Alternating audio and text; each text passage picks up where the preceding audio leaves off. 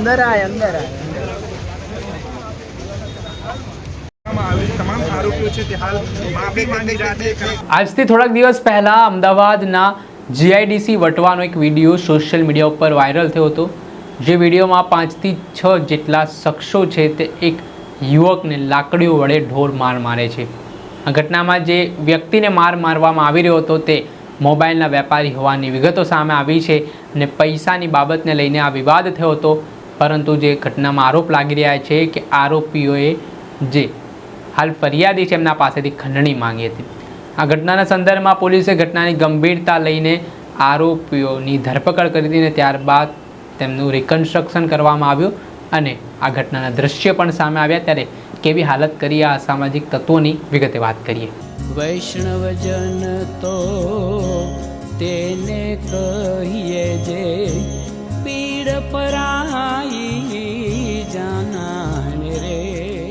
નમસ્કાર દર્શક મિત્રો, નવજન ન્યૂઝમાં આપનું સ્વાગત છે। હું છું ફૈઝાન।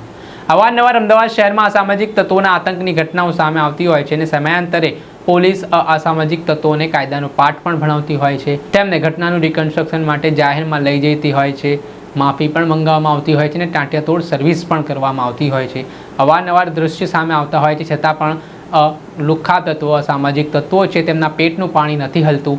જાહેરમાં કાયદાની વ્યવસ્થાના ધજાગરા ઉડાવતા હોય છે, હથિયારો વડે આતંક મચાવતા હોય છે।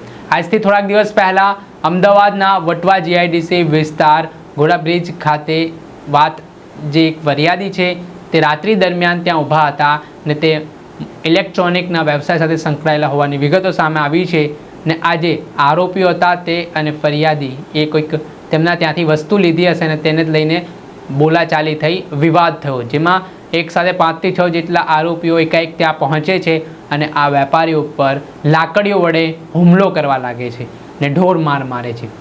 આ સમગ્ર ઘટના સોશિયલ મીડિયા ઉપર વિડીયો પણ વાયરલ થયો હતો। આ સીસીટીવીમાં ઘટના કેદ થઈ હતી અને આ મામલાના સંદર્ભમાં વટવા જીઆઈડીસી પોલીસ સ્ટેશન ખાતે અંગે ગુનો પણ દાખલ કરવામાં આવ્યો હતો। ત્યારે પોલીસ તપાસમાં પોલીસે આ સીસીટીવીમાં હુમલો કરનારા શખ્સો છે તેમની ધરપકડ કરી છે। અમદાવાદ ઝોન 6ના ડીસીપી રવિ મોહન સૈનીનું પણ નિવેદન સામે આવ્યું છે। પોલીસ તપાસમાં શું હકીકત સામે આવી રહી છે, શું ખુલાસા થઈ રહ્યા છે તે સાંભળી લો। વટવા જીઆઈડીસી પોલીસ સ્ટેશનની હદમાં 8 જૂનની રાતે એક મારામારીનો બનાવ બન્યા હતા, જેમાં ફરિયાદી કમલેશભાઈની 9 લોકો વિરુદ્ધ એક ફરિયાદ લેવામાં આવી હતી। જેમાં ફરિયાદ અનુસાર 9 લોકોએ એના ઉપર એની દુકાન રાધે મોબાઈલ કરીને દુકાન છે એના ઉપર આવીને અને સાથે મારામારી કરી અને ફરિયાદ મુજબ એમાં મારામારીના કારણ ખંડણીનો બતાવવામાં આવ્યા હતા, જેમાં ફરિયાદી પાસેથી 50 લાખની ખંડણી કરવામાં આવી હતી। એના બાબત મારામારી થઈ હતી। આજે Vatva GIDC police station team દ્વારા એમાં 8 આરોપીઓની ધરપકડ કરી છે, 8 કસ્ટડીમાં છે અને તમામના રોલ વેરીફાઈ કરવામાં આવી રહ્યા છે। જેમાંથી જે પ્રાથમિક દૃષ્ટિ તપાસમાં અત્યાર સુધીમાં જે ફરિયાદી સાથે જો નજરે જોનાર હતા ત્યાં એની સ્ટેટમેન્ટ્સ મુજબ અને જે ટેકનિકલ પુરાવાઓ જે અમે મળ્યા છે એમાં પ્રાથમિક દૃષ્ટિએ ખંડણીનો અત્યારે કોઈ એવિડન્સ મળતા નથી।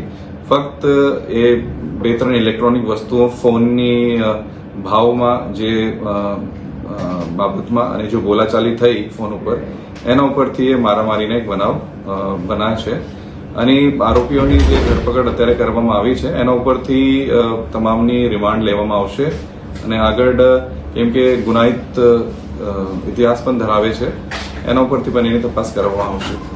સર, ખાસ તો જે પ્રકારે ખંડણીનો આક્ષેપ વેપારીઓએ કર્યો છે, પુરાવા બી નથી મળ્યા, તો ખાલી મોબાઈલની જ રકજક હતી કે એ લોકોની કોઈ અગાઉ બી કોઈ અદાવત ચાલતી હતી, એકબીજાના પરિચયમાં હતા કે એવું કંઈ સામે આવ્યું?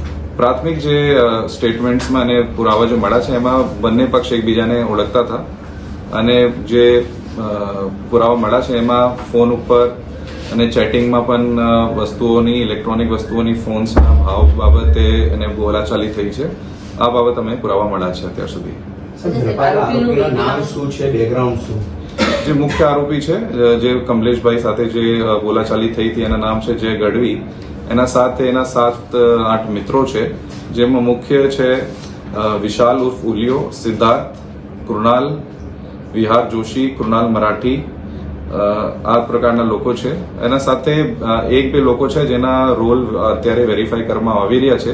એ ખરેખર મારવામાં હતા કે બીચ બચાવવામાં હતા. અત્યારે એક આરોપીની ધરપકડ અત્યારે કરવામાં બાકી છે. અત્યારે જયેશ ગઢવીની જે વાત કરી તમે, અને મોબાઈલ એની જોડે મંગાવે તો કારણ કે વર્ષોથી એ લોકોનો પરિચય હતો, તો એ શું ભાવને લઈને એ લોકોની શું ટકરાળનો ઝઘડો હતો કે આ પ્રકારે એ લોકોએ હુમલો કરવો પડે? જે એવિડન્સ મળ્યા છે એમાં ભાવ બાબત જ એની બોલાચાલી થઈ હતી, અને જે ફરિયાદી હતા એ બહાર હતા, એના ફોન ઉપાડતા ન હતા, એના બાબત પણ એને બોલાચાલી થઈ. અને આ બાબત એ લોકોએ 8 તારીખે રાતે એની દુકાન સામે જ મળવાનું નક્કી કર્યું હતું. એને જે સમાધાન કરવા માટે જે નજરે જોનાર જે સાહેદો છે એ પણ ત્યાં હાજર હતા.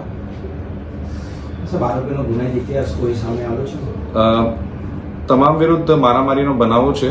એક આરોપી છે વિશાલ ઉર્ફ ઉલિયો, એના વિરુદ્ધ 2017માં એક મર્ડરનો પણ એક કેસ થયું છે. આગળની દિશા તપાસ કઈ દિશામાં રહેશે? કારણ કે છડે ચોગાવી વેપારી પર હુમલો કરવો, જેના કારણે અન્ય વેપારીઓ પણ પોતાને ભયમાં હોવાનું માની ગયા હતા. બિલકુલ, આ ગંભીરતાથી જે જ્યારે ફરિયાદ અમારી પાસે આવી, આ ફરિયાદની ગંભીરતાને ધ્યાન રાખીને જેમાં કડક સ્ટ્રોંગ કલમો હેઠળ જ ગુના દાખલ કરવામાં આવેલા હતા, જેમાં અટેમ્પ્ટ ટુ મર્ડર અને ખંડની જેવી કલમ લગાવવામાં આવી હતી. અને બિલકુલ પ્રોફેશનલ તપાસ અને ટેકનિકલ જે પુરાવો છે FSL મારફતે પણ કરવામાં આવશે. તમામ આરોપીઓની ફરિયાદીની ફોનની પણ ચકાસણી FSL મારફત કરવામાં આવશે, અને જે પણ પુરાવા આવશે એની ડાયરેક્શનમાં જ અમે કાયદેસર કાર્યવાહી કરશું.